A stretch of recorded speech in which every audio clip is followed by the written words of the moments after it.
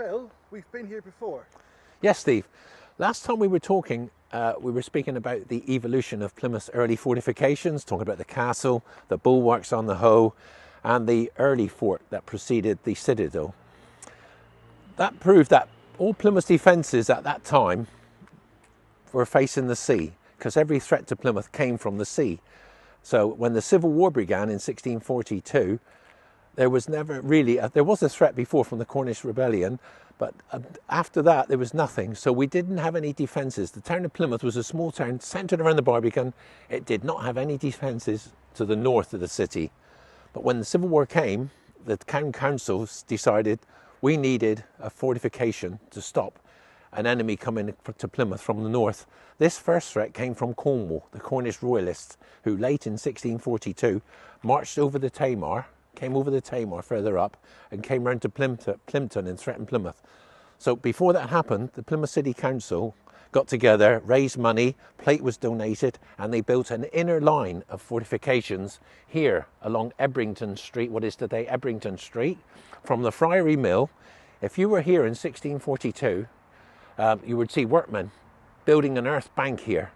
And this went all around the inner side of Plymouth towards Charles Cross, and down towards Frankfurt, which is now around the old Princess Street Bank, Barclays Bank, and back to the Hoe. All the gates there were connected up by an earth bank. And although the Royalists never got into Plymouth really, the threat was always there. So over the years, the next 4 years, thousands of pounds were spent on bringing stone up, reinforcing these inner walls. This is Resolution Fort. We're at Resolution Fort. The old Whitefriars Monastery, which is in long in decay, would be behind us down to the left, going towards Plymouth. That would be... in that direction. That would be down towards Smith's. Smith's, yes, and Dunhill. Yeah. Here, this would have been an earth bank in 1642 in October, going up.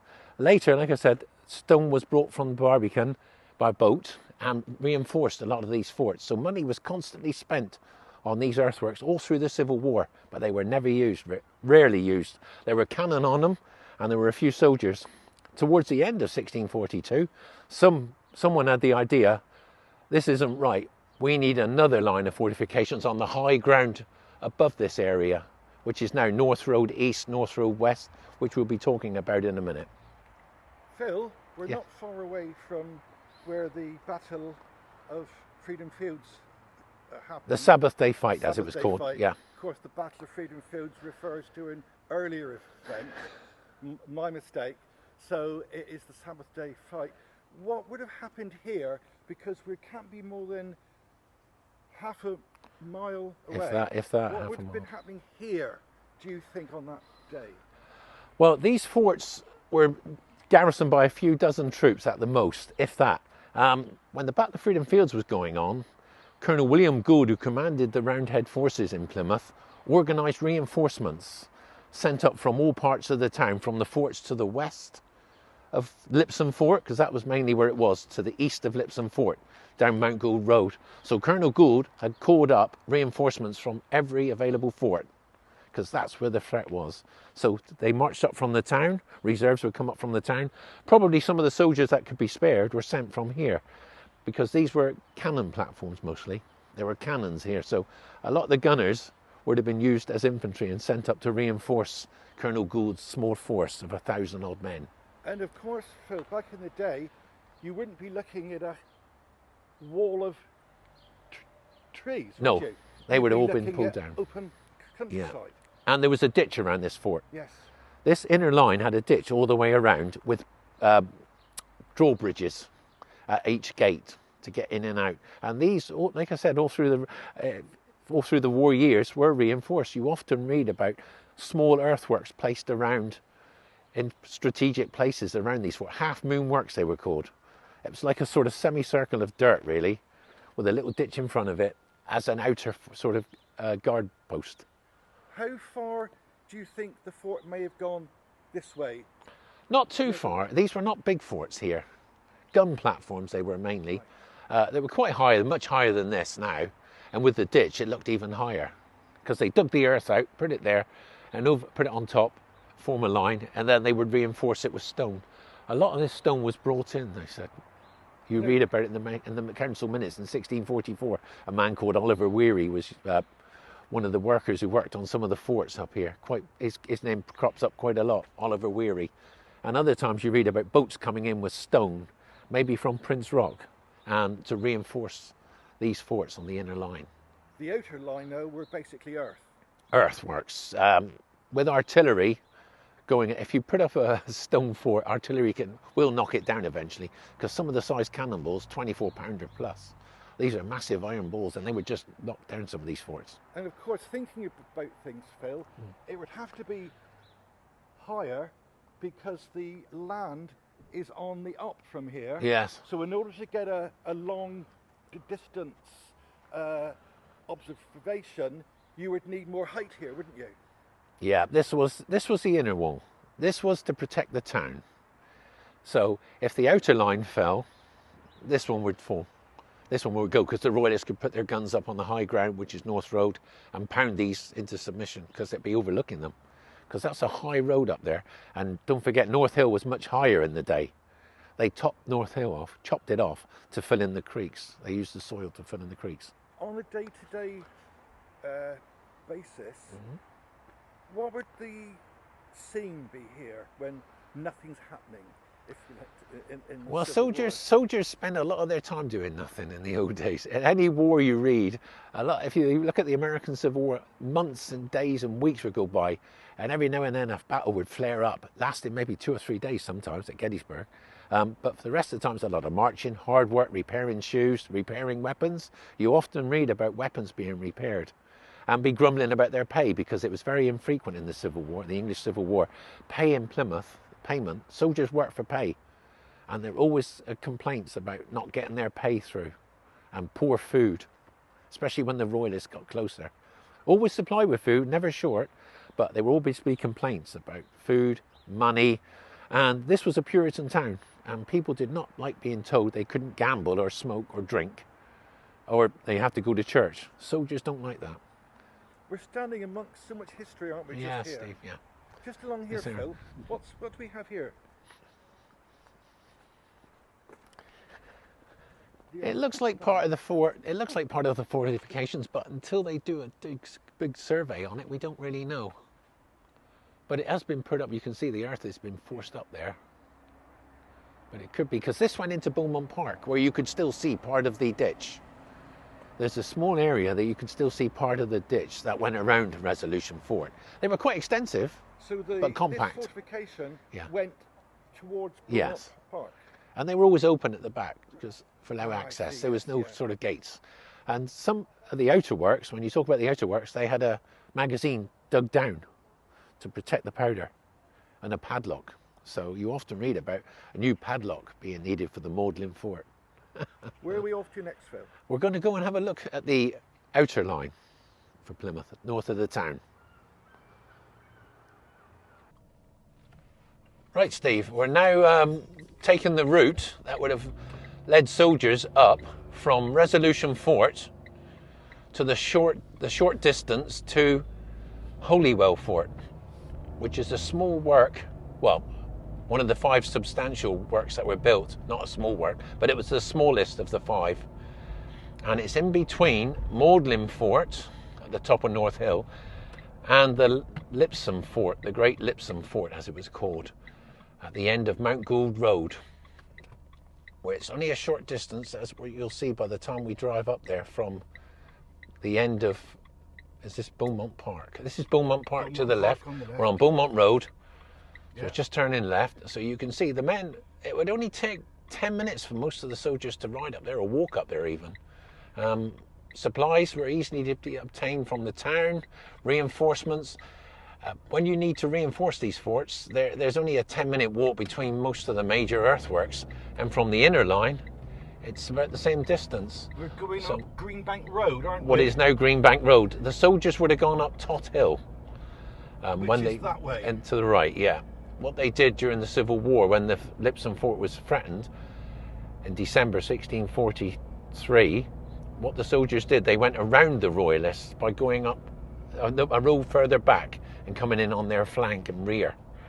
But we're taking the shortest route, which is the way reinforcements would have gone up to And this hill would garrison the fort. This hill, Phil, would be more or less as it is today in the sense of being a hill. Yeah, there'd be nothing here. No trees, very few trees, because they were used for building forts and for firewood. I wonder, was this crossroads here?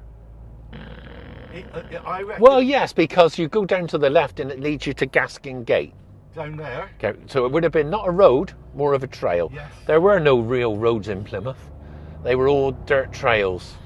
Some were bigger than others, but most of them were trails. This gives us an idea of the distance to the outer defences. Yeah. Doesn't it? Which is not long at all. I mean, we've only been driving, well, with the lights as well, for 2 minutes. Yeah. So to walk it, it's not much. If you come up here in the old days, you can see the fire station ahead of us.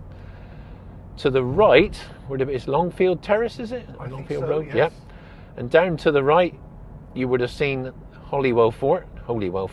And if you look to the left, you would have seen the Magdalen Fort, great mounds of earth, about 8 to 10 feet high, surrounded by a ditch.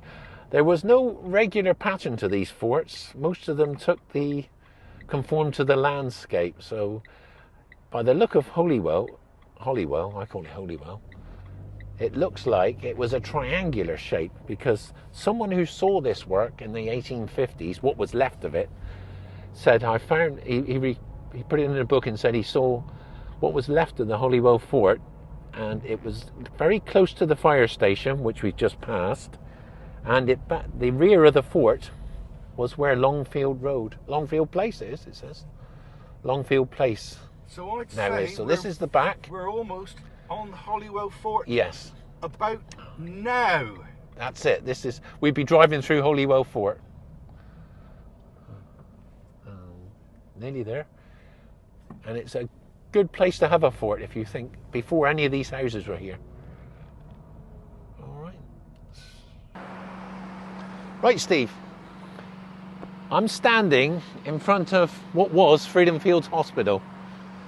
In the Civil War, if I was stood here in 1643, I'd be in the middle of Holywell Fort, which was, like I said, the smallest of the 5 major earthworks that went up during the Civil War.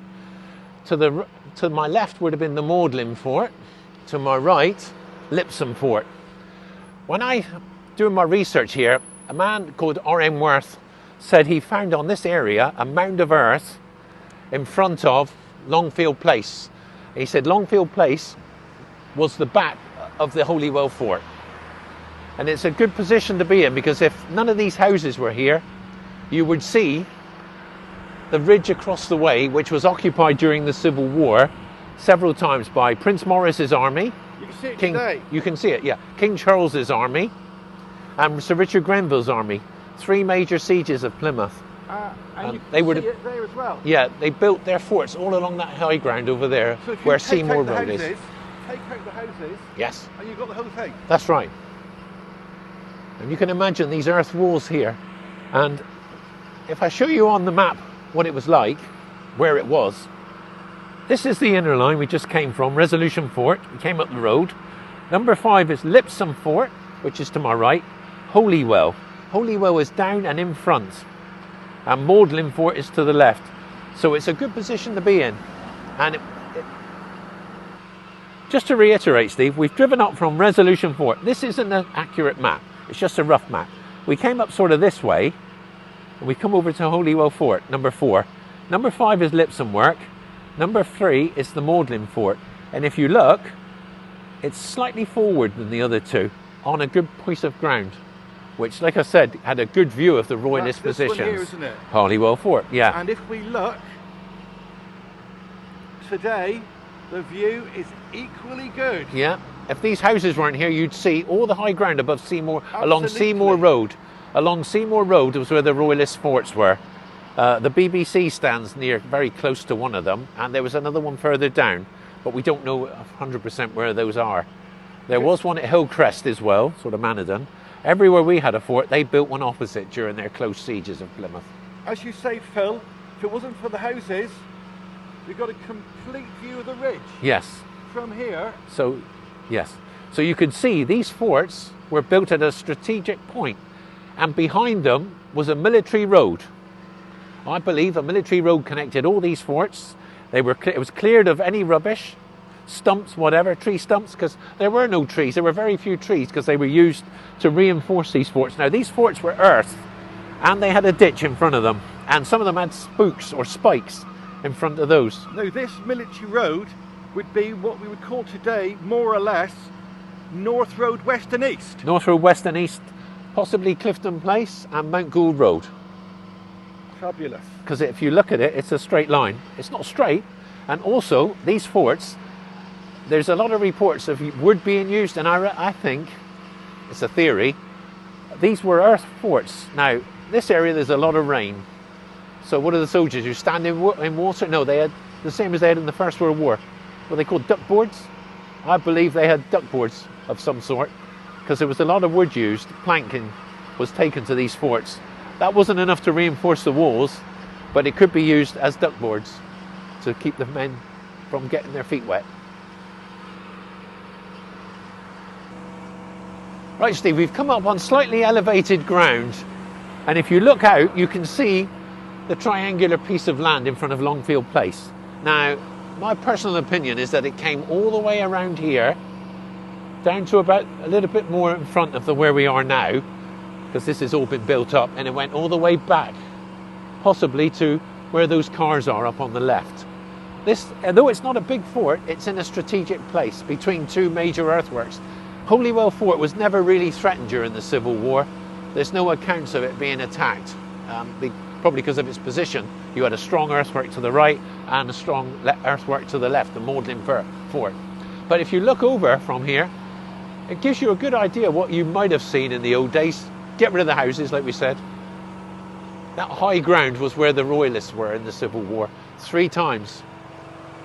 In September 1644, December 1643, and January, February 1645. So you can imagine being here in those days and looking across and seeing the enemy, smoke coming up from their camps. And of course, that word smoke leads us to another little story, doesn't it? Oh, Vapor on Road, you mean? Yeah. People said the Royalist forces, when they besieged Plymouth, were at Vapor on Road.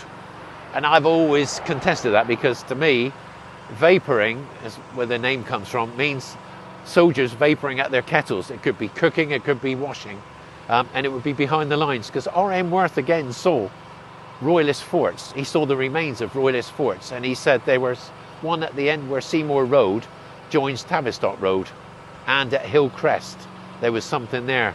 It's a shame nobody ever drew these, or what they saw, or recorded it properly, because that would have been a great asset to historians. It is all just up the hill from here, isn't it? It is. It's all very close, Steve. All very close. You can imagine being here in the days of the Civil War, all the activity that was going on. Like I said, most of the time, nothing. But when the Royalists came, everybody was on high alert. We're now going down West Hill. Right, Steve, we're going down West Hill Road, just to get a better view of what the Roundhead soldiers, or the Parliamentarian soldiers, could see during the Civil War. Over there, that's where the Royalists were. That's where the enemy were. King Charles came here. Prince Maurice came here. Sir Richard Grenville came here. Sir Ralph Hopton came here. Sir John Berkeley came here. And loads of others to try and capture Plymouth. None of them succeeded. They were put off mainly by the size and the extent of Plymouth's fortifications. Like I said earlier, those 5 forts up there, they weren't just isolated earthworks like rocks on the beach. They were connected with ditches, hedges, and in between these major works there was a large number of mini works, some called Little Lipson work, there were Half Moon's work, there was the Little Magdalen Fort, there was Little Petticombe Quick. So you can imagine these line of 5 works, and in between them, because it's about 3 miles long, the route from east to west of Plymouth, from Newark, which was the last of the big forts to go up above North, at the end of North Road above Mill Bridge, they needed to have something in between. So I believe that any force attacking Plymouth would have seen these massive fortifications, armed with cannons, and protected by 2 rivers, Stonehouse Creek and Lipson Creek, And that put them off really, because there was these, although sometimes these earthworks were overrun, they were quickly recaptured. You can see how the high Yeah. line is there, isn't it? That's the high point up on that hill. As like I said, it leads up to Seymour Road. That's where the Royalist major fort was. But these were flattened after the Civil War by the Roundheads. Whenever the Royalists left, we went out, our soldiers went out and flattened the enemy works. We're now going down Prince Maurice Road. Right, Steve, we're now going down Prince Maurice Road, named for the Royalist commander who came here in December 1646, well, September 1646, and stayed till December. Now, he came to Plymouth from Plympton after successfully capturing the whole of Devon. His army took over Exeter, all North Devon, Totnes, and he came to Plymouth, and Dartmouth, I need to say. And his army was stretched out, arrayed across those high hills up there. Right opposite our forts, Lipson, Holywell, and the Magdalen work, they threw up an earthwork of their own, the Royalists. Not as extensive, more for guns really, gun emplacements. Now, although this road is named for Prince Maurice, he never actually came up this road. He never got further than the creek down the bottom here.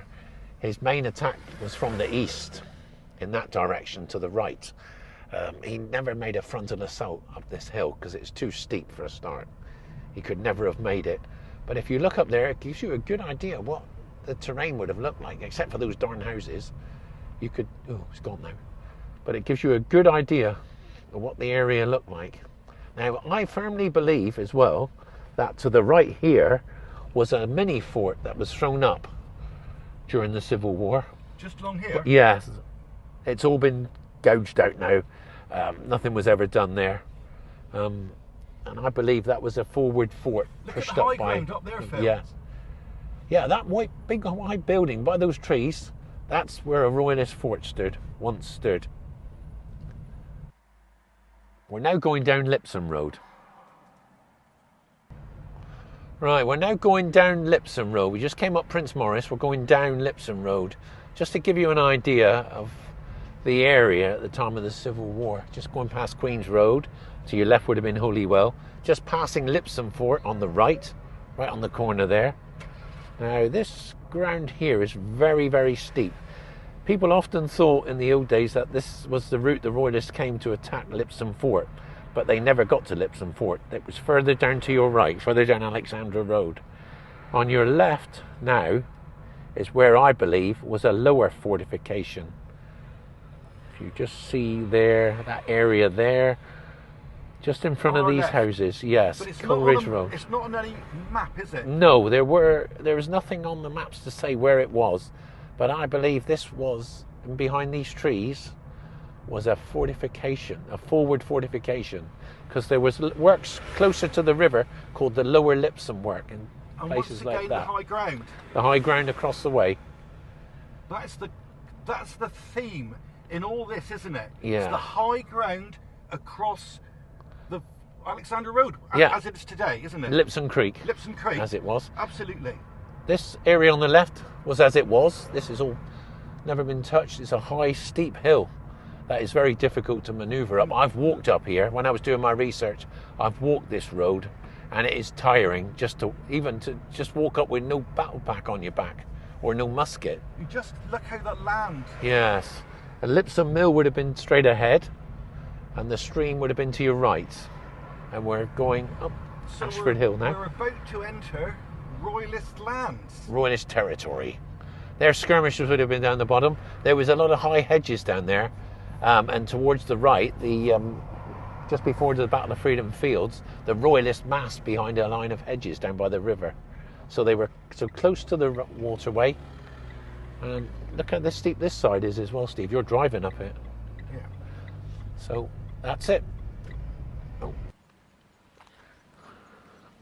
Right, Steve, we're back up in a popular place, Freedom Park, Freedom Fields.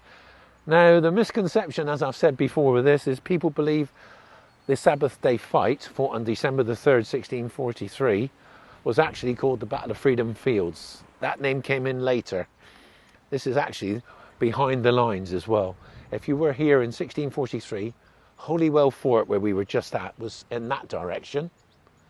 Magdalen Fort is further over, and behind you, Steve, that wall running down there, those trees, that's the back of Lipson Work, one of the biggest of the 5 forts. And the Battle of Freedom Fields, as they called it, if that happened here, we'd be behind the forts, and the Royalists never got in. The fighting was actually a half a mile, well, about a quarter of a mile further down. They came across the end of Mount Gould Road and marched up what was called 5 fields, an area of fields, and they formed up. Behind here would have been maybe tents, hospital facilities for soldiers, ammunition stored here. We don't know. There's nothing on record. The military road would have come along here, gone down behind, come up Mount Gould Road, swung around behind Holywell. So this was just open landscape. There was nothing here. Could have buried people here. People might have been buried here, soldiers. But as far as Freedom Fields is concerned, this was not the Civil War area. This is not where the battle was fought.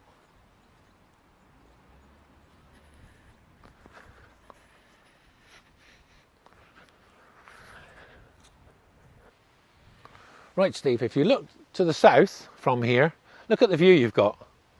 Same view that was here in the Civil War, except for the houses. And most of the trees would have been gone. It would have been an open sloping ground that would lead you to the inner line of forts down that protected the town. You could probably see ships in the harbour, masted ships in the harbour. Nothing's changed with the view, but all the houses, they've just swallowed up all the countryside, really. Right, Steve, this is the monument, the only reminder of the Civil War in this area. And just to show you the misconception, it says, upon this spot on Sunday, December the 3rd, 1643, after hard fighting for several hours, the Roundhead garrison of Plymouth made their final rally and routed the Cavalier army, which had surprised the outworks and well nigh taken the town. For many years it was the custom to celebrate the anniversary of this victory, long known as the Sabbath Day Fight and recorded as the great deliverance of the protracted siege, successfully sustained by troops and townsfolk on behalf of the Parliament against the King under great hardship for more than 3 years. But of course it wasn't here, was it? No. Where again was it, Phil? So Further down, about half a mile, between a quarter and a half a mile down that way, beyond Lipson Fort. But they've put this monument here for a reason, but it gives you the wrong idea when it says upon this spot. It should say down that way. Mount Gould and a bit to the left. Yeah, Ladysmith Road, yes. Right, Steve, we're at the Siege Memorial, just down from that great obelisk there. It just shows you where we were. We were at the Holywell Fort. Lipson Fort is right in front of us. Like I said, Magdalen is behind us. Pennycombe is above the train station. And the Newark is at the end of North Road, west, overlooking Millbridge.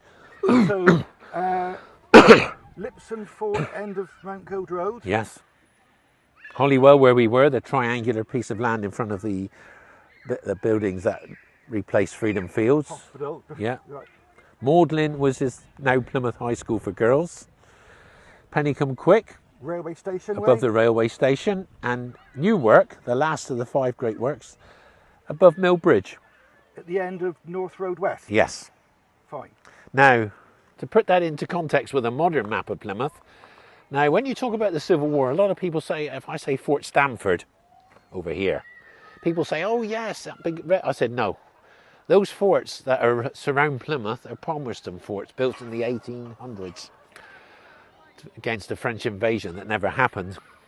These were further out, right out here somewhere, beyond here really. This, if you look at it now, this is where the siege of Plymouth, the fortifications stood. Look how small the town was. This is the inner fort part of the town here. And this is where the inner line was. There's Plymouth Castle, there's Plymouth Fort. This is where Resolution Fort stood. Now, this is the high ground. This is the military road in green. This is Newark. This overlooks Millbridge. Which we said, was it North Road West? West North Road West, yeah. Yes. The river came in here. And then we have, above the train station, Pennycombe Work, which was opposite Central Park. Then you have the Magdalen Fort to the left of North Hill, where the Plymouth High School for Girls is. Yep.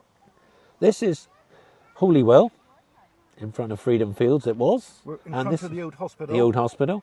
And this is the Lipson work. Which is right opposite here on the end of Mount Gould here. Road.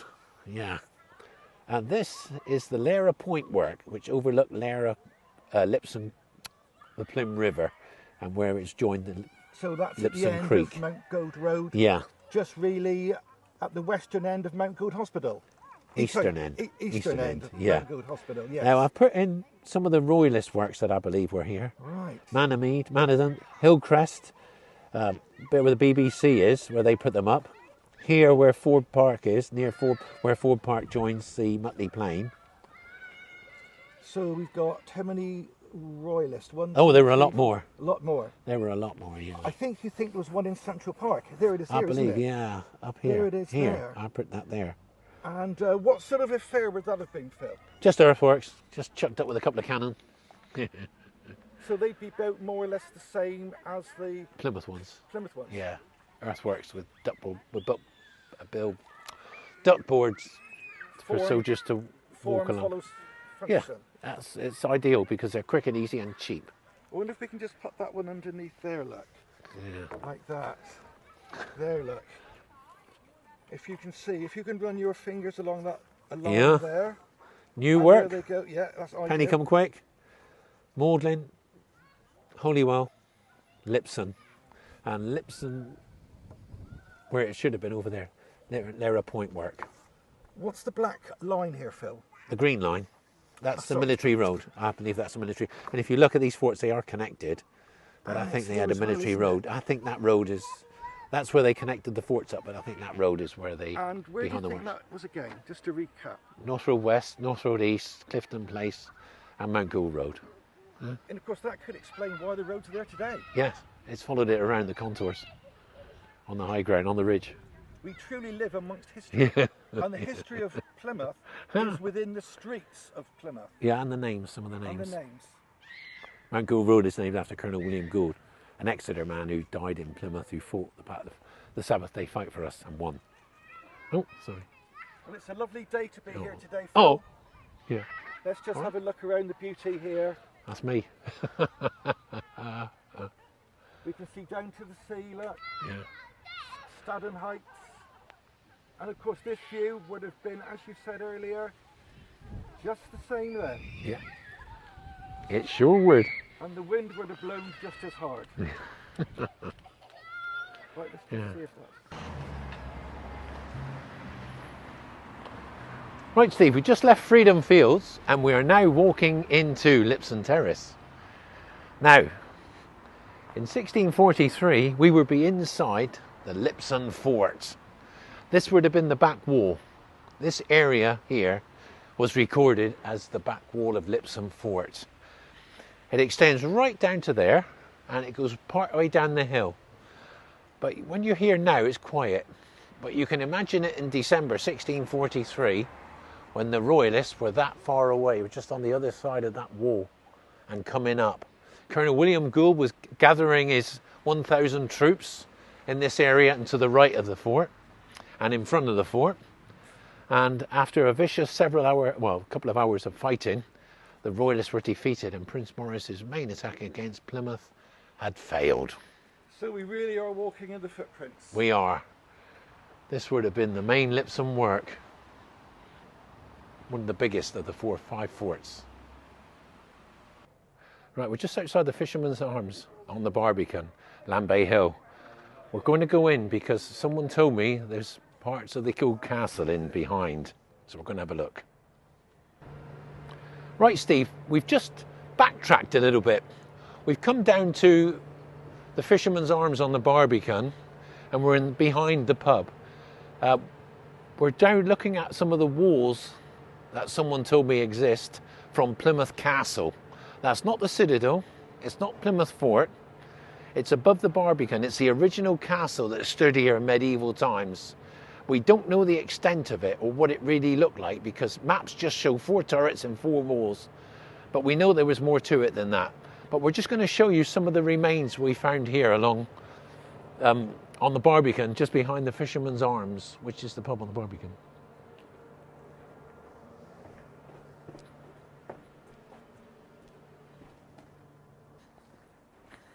Right, and another piece of wall, this piece here. That's castle wall again. It's obviously been repaired down the bottom there. But yeah, that's another part of the castle wall. Obviously in a state of disrepair when they fixed it up, because they put bits of brick in there, brick over there, bigger blocks, but that's part of the castle wall. It would be quite intricate, wouldn't it? Don't know, Steve. I wish we could find out. I wish we could do a proper survey. I wish Plymouth City Council would spend money and preserve our history, our real history. Not many people know this castle exists, or what's left of it. They think it's only that bit of turret. But what can you do in Plymouth? Unfortunately, they do not preserve our history. Very true. Right, Steve. As I said, we're in behind the Fisherman's Arms. This piece of walling is the same style as the one at the front, the tower we saw last time. This is an east-west piece of walling. Now, it doesn't mean to say it's the outer wall, because there were other walls inside. There were rooms, there were ramparts, so these needed to be built up. They weren't all out of wood, they were stone. So this is an east-west wall, and then we're going up here, and this is a piece of north-south wall. We just cannot get it into perspective of what the castle actually looked like. The images we've got of Plymouth Castle are not very good at all. It looks like they've been drawn by somebody who never even came here. But this wall goes this way. If you look over there, there's where the Elizabethan, not the Elizabethan, there's a small private garden there with another piece of walling and one of the turrets. So it looks like this was inside the castle wall, inside the castle itself. The castle itself was actually repaired over the centuries, and a lot of money was spent on it. Go back over here now. Right, just come out from the Fisherman's Arms. This is the piece of wall we saw from that angle there. So this is the turret of the castle. You see how it connects? It's obviously been changed around. This piece here has been put on, this old gateway has been put, gate post has been put on here. But it's all connected. You can see the same style of stonework in this. So it must be part of the castle. I just wish we could do a proper survey on this castle to find out where the turrets were, where the Barbican was, where the ramparts were, because these towers were quite significant in the day because you could put cannon on them, and they were several stories high. But we just do not have an accurate drawing or map of this piece of Plymouth history.